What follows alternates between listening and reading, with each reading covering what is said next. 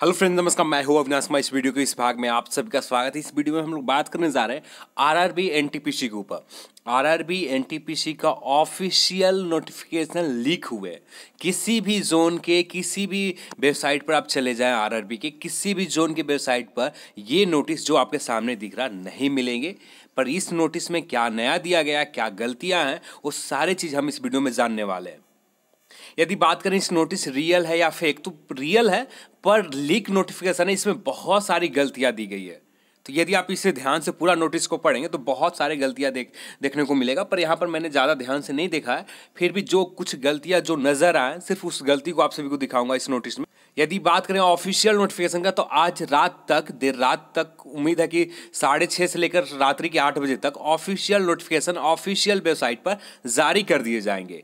पर अभी तक आपको वेट करना होगा। जो लीक हुआ है, जो आपके व्हाट्सएप पर, जो आपको किसी टेलीग्राम चैनल पर या किसी यूट्यूब पर या किसी फेसबुक के माध्यम से आपको जो पीडीएफ मिलता है, वो पूरी तरह से अभी फेक कहना बहुत सही होगा। रियल है पर फेक है, क्योंकि किसी भी जोन के, आप किसी भी आरआरबी के जोन के ऑफिशियल वेबसाइट पर चले जाएं, ये नोटिस आपको कहीं भी किसी जोन में नहीं देखने को मिलेगा। मैक्सिमम जोन आप चेक कर लें, सभी जोन मैंने चेक कर रखा, तो किसी भी जोन में ये नोटिफिकेशन अभी तक अपलोड नहीं किए गए हैं।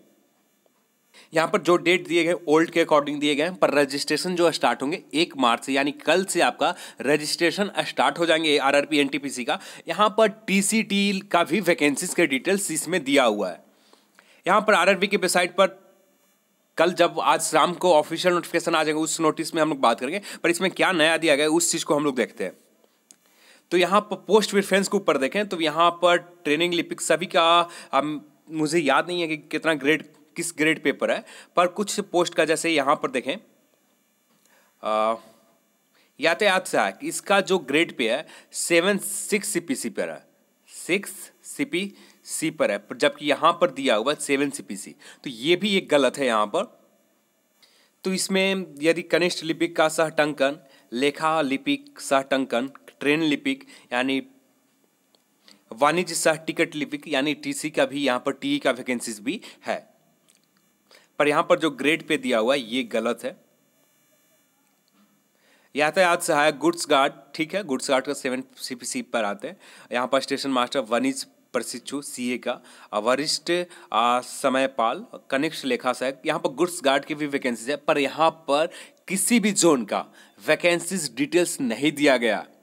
इस नोटिफिकेशन में एक खासियत और है, जो लीक है, जो बाहर आपके नज़र में आ रहे हैं, जो देखने को मिल रहा है व्हाट्सएप या फेसबुक के माध्यम से, इसमें कहीं भी वैकेंसी डिटेल नहीं दिए गए कि किस पोस्ट के लिए कितना वैकेंसीज है। इसके लिए आपको वेट करना होगा शाम तक। शाम को ऑफिशियल नोटिफिकेशन वेबसाइट पर जारी कर दिए जाएंगे, उस समय आप जाकर चेक कर सकते हैं, देख सकते हैं, उसमें सारे डिटेल के साथ होंगे। पर ये जो लीक है इसमें कोई डिटेल्स नहीं है। यहाँ पर बात करें शैक्षणिक योग्यता के ऊपर, तो शैक्षणिक योग्यता 31/3/2019 ये भी गलत हो जाएंगे, क्योंकि अब यहाँ पर कम से कम 1 से रजिस्ट्रेशन स्टार्ट हो रहा है। तो इसका कब तक रजिस्ट्रेशन चलेंगे उसके अकॉर्डिंग यहाँ पर देखा जाएगा।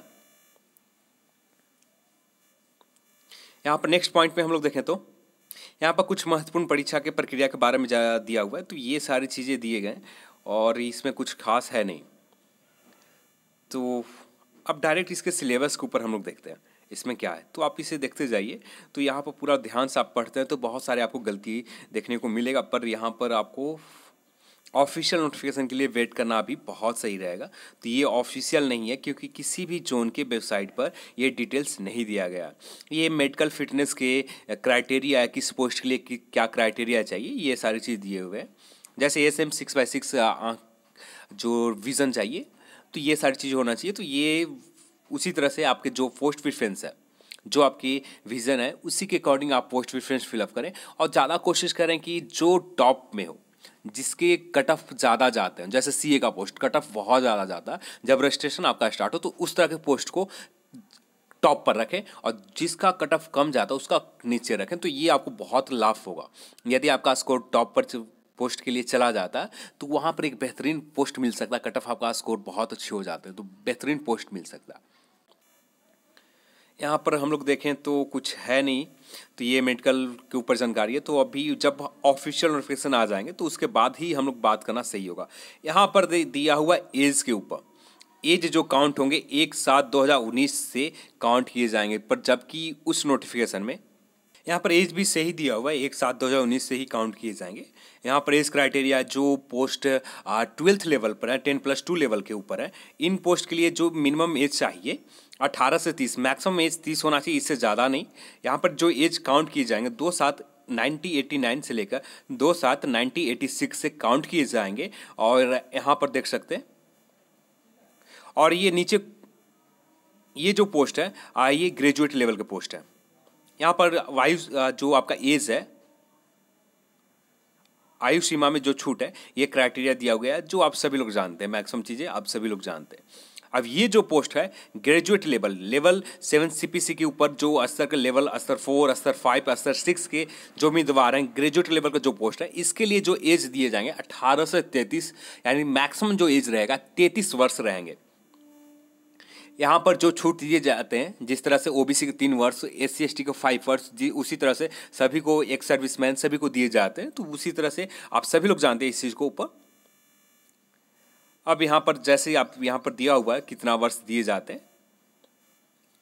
अब बात करते हैं इसके नेक्स्ट पॉइंट के ऊपर देखें तो यहाँ पर फ़ी के ऊपर देखें तो फ़ी यहाँ पर 500 दिया गया और 250 फ़ी यहाँ पर, ये आप सभी लोग इस फ़ी के ऊपर भी जानते हैं, जिसमें से 400 आपको वापस हो जाएंगे और जो SC ST है उनके लिए 250 पूरे वापस हो जाएंगे।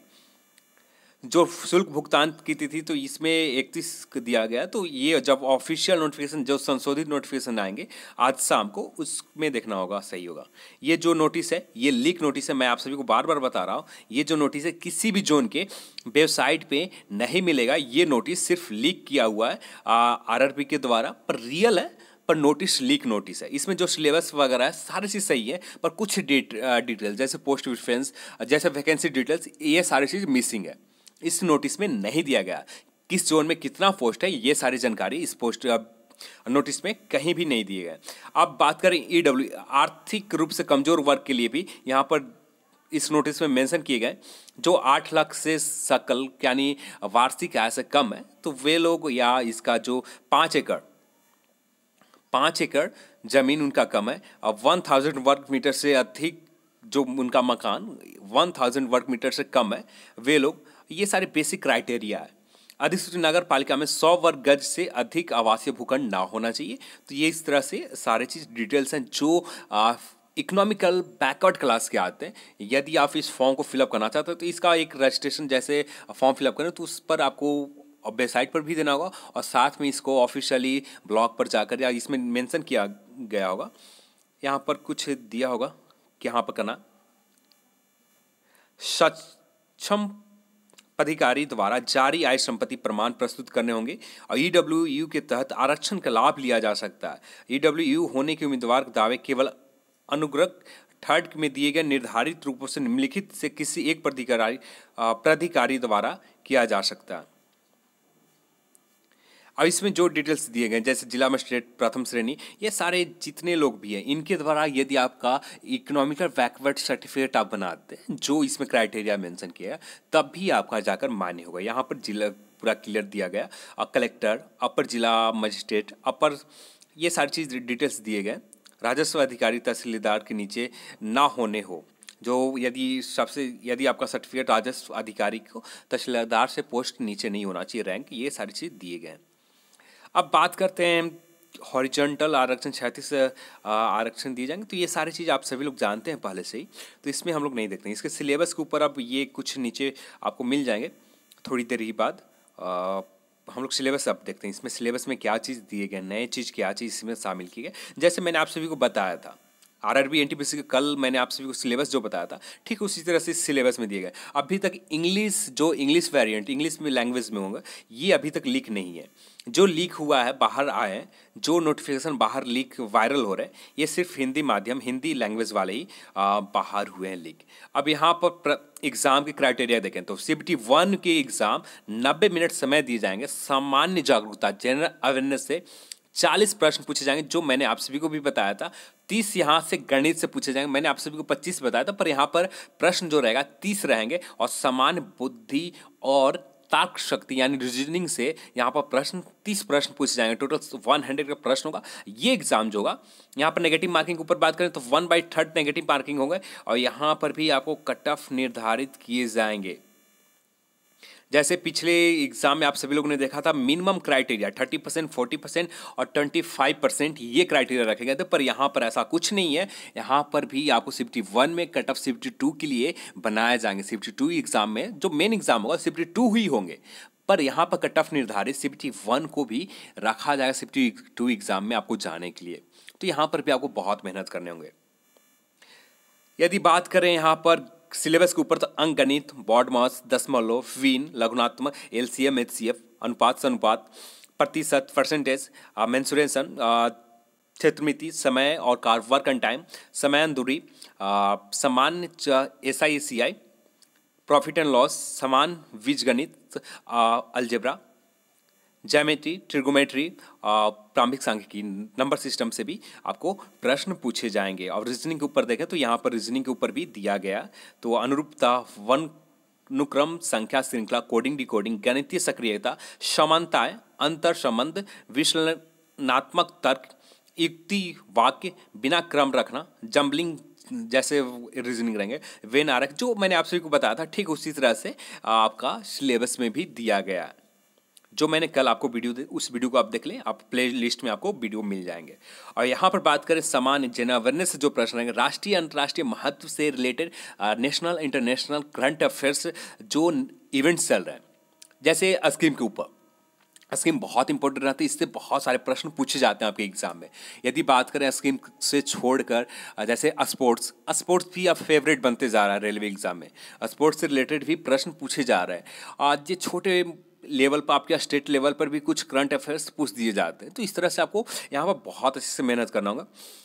आर्ट एंड कल्चर जैसे रिलेटेड कुछ विश्व यूनेस्को द्वारा यदि कुछ धरोहर, भारतीय धरोहर को यूनेस्को में शामिल किया जाता है, यूनेस्को धरोहर माना जाता, तो उस तरह के आर्ट एंड कल्चर से रिलेटेड भी प्रश्न पूछे जाएंगे। और पुराने भी आर्ट कल्चर यानी हिस्ट्री, आर्ट एंड कल्चर से रिलेटेड ही प्रश्न पूछे जाएंगे। जैसे आपको मेहनत इस तरह पर चीज़ों प्रश्न पर नहीं करना होगा, जैसे अकबर के पिताजी कौन है, अकबर ने पानीपत की लड़ाई कब हुई थी, इस तरह की चीज़ों के ऊपर ज़्यादा मेहनत नहीं करनी होगी। पर रेलवे के एग्जाम है, यहाँ पर कुछ भी पूछे दिए जाते हैं, जो सिलेबस है उस तरह से भी नहीं रखे जाते, पर आपको मेहनत उन सारे चीज़ों के ऊपर भी करना होगा जो सिलेबस में नहीं दिया गया। जैसे यहाँ पर सिलेबस में क्लियर लिख दिए गए भारतीय कला और संस्कृति, भारतीय इंडियन आर्ट एंड कल्चर, तो क्लियर लिखे गए हैं, पर आर्ट एंड कल्चर से छोड़कर किसी और सेगमेंट से भी प्रश्न पूछ दिए जाते हैं। जैसे वार कब, किसी महत्वपूर्ण वार, जैसे पानीपत हो या जो भी हो, हल्दी घाटी के युद्ध हो, जो भी हो, उन सारी चीज़ों से भी प्रश्न पूछ दिए जाते हैं। तो यहाँ पर आपको उन सारे प्रश्नों को ऊपर जो फेमस है, जो बार बार पूछे जाते हैं, उस तरह के प्रश्न को आपको यहाँ पर देखना होगा। आगे देखें तो भारतीय साहित्य, तो भारतीय साहित्य से, भारतीय लिटरेचर से भी प्रश्न पूछे जाएंगे। यानी जो पुराने, जैसे लिटरेचर से जो पुराने बुक्स हैं, ग्रंथ हैं, उनको किसने लिखा है, ये सारी चीज़ आपको ध्यान में रखने होंगे। और साथ में नए करंट इवेंट से रिलेटेड भी बुक्स को भी आपको ध्यान में रखे होंगे, जो अभी रोज़ाना लिखे जा रहे हैं। तो यहाँ पर कोशिश करना है आपको 2018 की बुक्स, और जो अब भी चलेंगे, तो 2019 में जब तक एग्ज़ाम नहीं होता उसके 1 मंथ पहले या 1 मंथ तक, 15 दिन तक उतना करना होगा। इसके बाद बात करें तो भारतीय इतिहास से भी प्रश्न यहाँ पर लिख दिए गए हैं, तो भारतीय इतिहास से भी प्रश्न पूछे जाएंगे। तो स्वतंत्रता मेन फोकस जो रहेगा, भारतीय इतिहास से तो रहेंगे ही प्रश्न, मेन फोकस आपको करना है स्वतंत्रता संग्राम के ऊपर। भारत और विश्व के भौतिक सामाजिक भूगोल भी आपको, विश्व भौतिक के ऊपर भी ध्यान देना है, भारतीय भौतिक के ऊपर भी ध्यान देना है। सामाजिक एवं आर्थिक भूगोल, सोशल एंड इकोनॉमिकल ज्योग्राफी के ऊपर भी आपको ध्यान देने होंगे।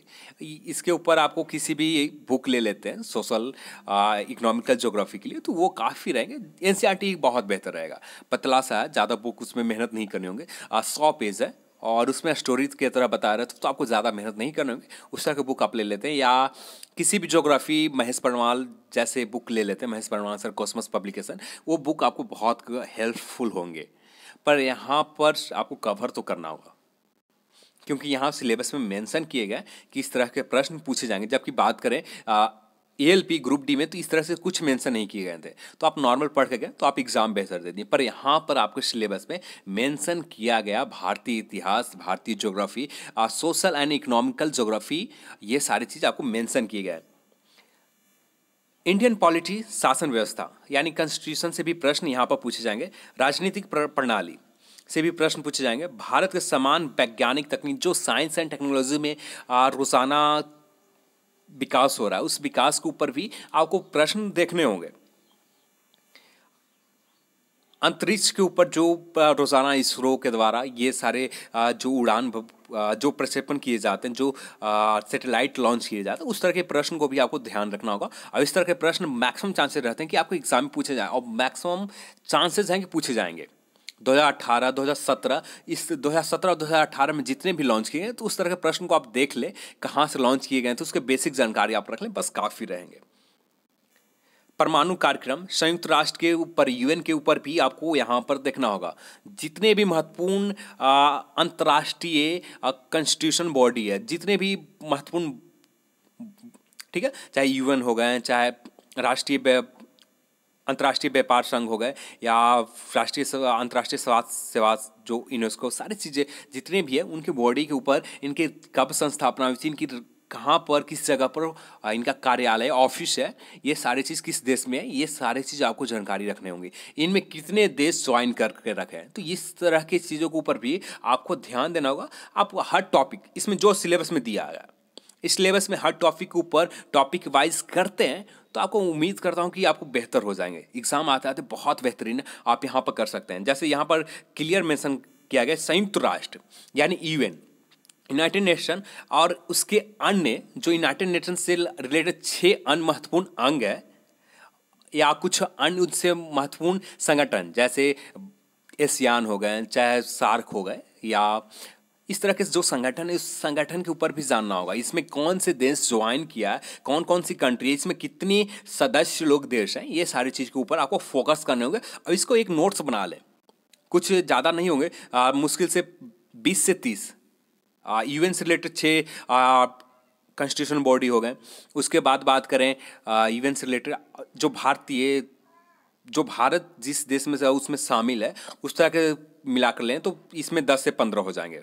15, 6 और अंतर्राष्ट्रीय लेवल के ऊपर भी 10 आप ले लेते हैं, तो इतना कर लेते हैं, तो मैक्सिमम प्रश्न यदि कहीं से भी पूछा जाता है, इनमें कितने देश ज्वाइन है, इसमें नज़दीक में जो हाल फिलहाल में कौन से देश इसमें ज्वाइन किया, इसमें शामिल किए गए, सदस्यता ग्रहण किए, तो इस तरह के प्रश्न को आप कवर करते हैं तो बहुत आसान होंगे।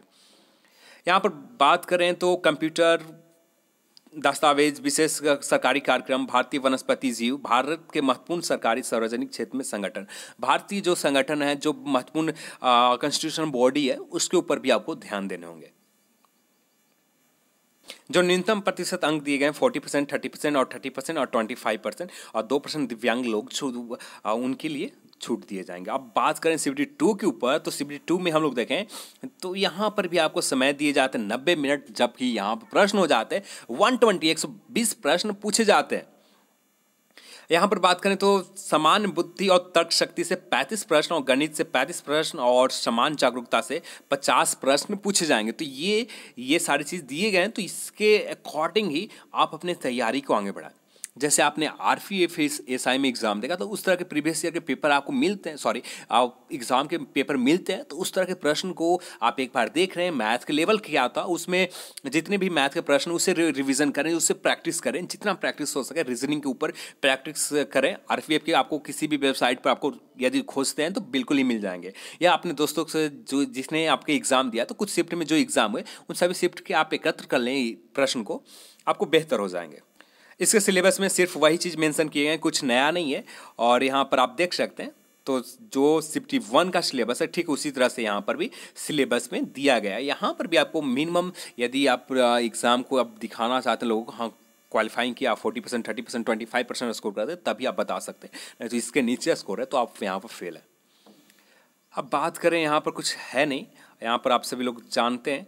और यहाँ पर वैकेंसीज़ के डिटेल्स नहीं दिया गया, तो किस जोन में कितने वैकेंसीज़ हैं ये भी नहीं दिए गए, तो यहाँ पर कुछ बेसिक जानकारी की आपको बता दिया जाए। यहाँ पर इकोनॉमिकल बैकवर्ड के लिए, जो आर्थिक रूप से कमजोर वर्ग के लिए इनको इस तरह से फॉर्म है, इस फॉर्म को फिलअप करना है और इसे फिलअप कर कर अपने जो महत्वपूर्ण दिए गए थे उससे सिग्नेचर करवा कर अप्रूव करवा लेनी है आपको। तो यहाँ पर वैकेंसी डिटेल्स नहीं दिए गए। इकोनॉमिकल बैकवर्ड क्लास का यहाँ पर आप देख लें फिर से क्या है। हाँ, ये है। तो यहाँ पे इकोनॉमिकल बैकवर्ड क्लास के जो फॉर्म दिया गया है, इस फॉर्म की इसी के अकॉर्डिंग आपका होना चाहिए। तो अभी के लिए इस वीडियो में बस इतना ही। जो नोटिफिकेशन में दिए गए तो उस नोटिस को मैंने आप सभी को बता दिया। इस वीडियो को देखने के लिए आप सभी को बहुत बहुत धन्यवाद। जय हिंद, जय भारत।